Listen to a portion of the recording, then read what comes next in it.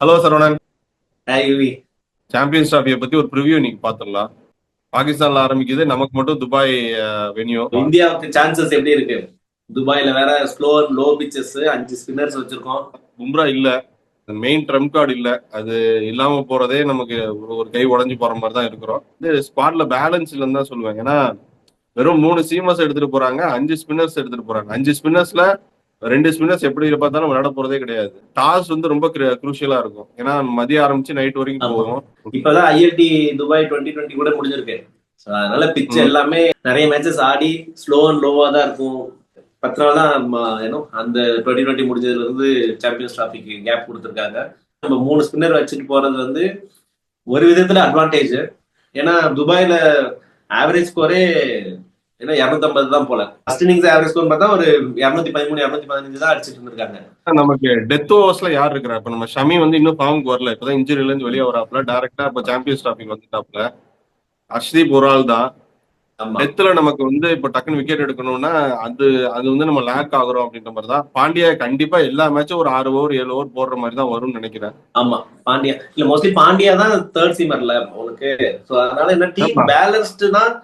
அது on paper team நல்லாவே balanced. ஆனா இந்த கண்டிஷன்ஸ்க்கு நம்ம கரெக்டா எடுத்திருக்கோமா அப்படின்னா ஒரு பேக்கப் சீமர் எக்ஸ்ட்ரா எடுத்திருக்கலாம். சிராஜ் எடுத்திருக்கலாமோ அப்படின்னு வருதான். ஏன்னா ஷமி ரொம்ப நாளுக்கு அப்புறம் டீம்ல வரான். அஸ்தீப் 2020 ம். ஃபார்மட் தான் ஃபுல்லா ஆடி இருக்கான். ஒன் டே ரொம்ப கம்மி மேட்சஸ். ராணா இப்பதான் இங்கிலாந்து சீரீஸ் டெபியூட். ஸோ அப்பதான் ஃபாஸ்ட் பவுலர்ஸ் யாரும் இப்ப ரீசன்ட் எக்ஸ்பீரியன்ஸ் இல்லை.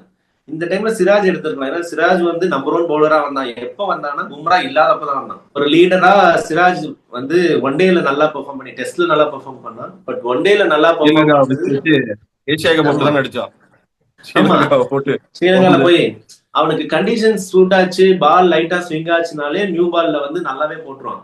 சோ நம்ம ஷமி, அர்ஷ்தீப், பும்ரா, இது சிராஜ்னு போயிருந்தா இன்னும் கொஞ்சம் பவுலிங் அட்டாக் நல்லாவே இருந்திருக்குமோ அப்படின்னு. 5 ஸ்பின்னர்ஸ் பதிலா ஹர்ஷித் ராணா வந்து ஃபோர்த் சீமரா வச்சிருந்திருக்கலாம். ஒரு ஒரு ஒரு ஸ்பின்னரை கம்மி பண்ணிட்டு 4 சீமர் 4 ஸ்பின்னர் எடுத்துட்டு போயிருக்கலாம். ஏன்னா வருண் அல்லது குல்தீப் வந்து 2 பேர்ல யாரா இப்ப குல்தீப் வந்து எனக்கு தெரிஞ்சு கண்டிப்பா குல்தீப் ஆடுவாப்லன்னு தான் மஸ்ட் நினைக்கிறேன். ஆடணும். ஏன்னா ஒரே நல்ல ஸ்பின்னர். ஜடேஜா தேர்ட் ஸ்பின்னர் வந்து அக்சர். ஏன்னா அக்சரை வந்து இப்ப நம்பர் 4 நம்பர் 5 அனுப்புறாங்க. நடுவுல வந்து லெஃப்ட் ஹேண்டர் யாருமே இல்லைன்ட்டு ஆமா, அவன் நல்லா பர்ஃபார்ம் பண்றான்.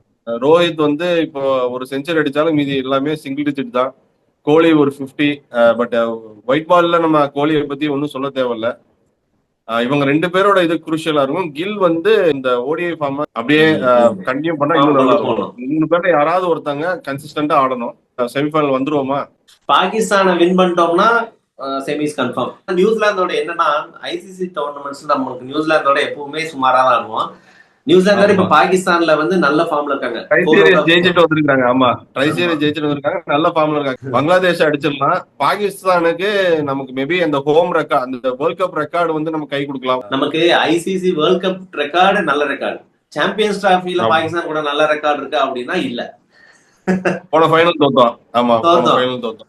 தோத்தோம். அதுக்கு ஆமா. முன்னாடி நடந்ததுலயும் கங்குலி இருந்தப்ப, தோனி இருந்தப்பெல்லாம் நம்ம சாம்பியன்ஸ் டிராஃபில தோத்துனோம். நம்ம சேசிங் போயிடணும் இந்தியா பாகிஸ்தான்ல.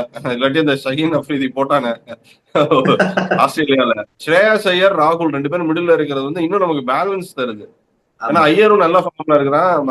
ராகுலுமே நம்பர் 5 நம்பர் 6ல வந்து இப்ப நல்லா ஆடிட்டு இருக்கிறதுனால நம்ம லாஸ்ட் ஃபியூ இயர்ஸ் அப்புறம் நல்லா ஆடுறது ராகுல் தானே ஒன் டேல. பேட்டிங் ரொம்ப டீப்பா இருக்கு. அக்சரையும் சேர்த்தா டாப் 7 8 வரைக்கும் நம்ம விளையாடலாம். பாண்டியா அக்சர்னா டாப் 8 நம்ம பேட்டிங் இருக்கு. ஸோ அது ஒரு பிளஸ் பாயிண்ட். பட் ஓப்பனர்ஸ் இந்த டாப் 3ல யாராவது ஒருத்தவங்க வந்து கன்சிஸ்டன்டா ஆடணும். ஆடினா நம்ம கண்டிப்பா செமிஸ் போயிடலாம். அதுதான் இப்ப ஸோ என்னன்னா, நம்ம அடுத்த கோலி ரோஹித் ரிலே ஆனது தாண்டி இப்ப கில்லூர் ஸ்ரேயாஸ் ஐயரும் நல்லா ஆடிட்டாங்கன்னா இவங்க 2 பேரோட ம். பொசிஷனை இவங்க 2 பேர் தான் ஃபில் பண்ண போறாங்க. ரோஹித்தோட பொசிஷன் கில், கோலியோட பொசிஷன் ஸ்ரேயாஸ் ஐயர். அந்த ஒன் டவுன்ல மோஸ்ட்லி கோலி போனதுக்கு அப்புறம் ஸ்ரேயாஸ் ஐயர் தான் ஆடுற மாதிரி இருக்கும். சோ இந்த 2 பேரும் அந்த அவங்க ஜூனியர்ஸ் நல்லா ஆடிட்டு இருக்காங்க. ரோஹித் கில் ஓப்பனிங், கோலி 1 டவுன், ஸ்ரேயாஸ் 2 டவுன். அது மாற போறது கிடையாது. ஆமா, 5 6 தான் எப்படி மாத்துறாங்க இதை பொறுத்து. நம்ம ரன் அதிகம் வந்துருச்சுன்னா முன்னாடி வரணும்னா அக்ஷரை முன்னாடி இறக்கி விடுறாங்க. அப்படிதான் ட்ரை பண்ணாங்க அதுதான் இந்த ஓடி. நம்ம லைனப்ல அக்ஷரன் ஹர்திக் பாண்டியா ரோல் ரொம்ப குரூசியலா இருக்கும். ஏன்னா ஆமா. ஸ்லோ பிச்சஸ்ல வந்து கோலி எப்படி ஆடுவான், அதாவது ரொட்டேட் பண்றது கொஞ்சம் ஸ்ட்ரகிள் ஆகும் ஸ்பின் பிச்ல. ரோஹித்மே ஃபாஸ்ட் பேஸ் பிச், பவுன்ஸ் பிச்ல நல்லா ஆடிடுவான். ஆனா ம். இந்த ஸ்லோ அண்ட் டேர்னிங் பிச்சஸ்ல வந்து ஃப்ரீ ஃப்ளோவா, ஏன்னா இப்ப ரோஹித் ஆடுறதே அட்டாக்கிங் கேம் தான். ஸோ அந்த இதுல ஆமா. வந்து துபாய் மாதிரி பிச்சஸ்ல அட்டாக்கிங் கேம் ஆட முடியுமா அப்படின்னா கொஞ்சம் டவுட் தான். ரோஹித்தோட பர்ஃபார்மன்ஸஸ் ஆவரேஜ் எல்லாமே கம்மி தான் துபாயில. ஆமா. ஏன்னா துபாய் சூப்பர் அது. ஆமா, அதனால அக்ஷர் அண்ட் ஹர்திக் பாண்டியா, ஏன்னா பாண்டியாவும் ஸ்பின்னர் நல்லா ஆடுவான். அக்ஷர் பட்டேல் வந்து இப்போ பேட்டிங் ரீசெண்டா ஒரு 2 ஹார்திக் வந்து கொஞ்சம் ஃப்ளோட் பண்ணி ஆடுற ஆளுதான், கொஞ்சம் ரன்ஸ் இது பண்ணி ஃப்ளோட் பண்ணி ஆடுற ஆளுதான். எனக்கு பும்ரா இல்லாதனால அந்த கான்பிடண்டா சொல்ல முடியல இந்த தடவை நம்ம கண்டிப்பா கப் அடிப்போம் அப்படிங்கிறது.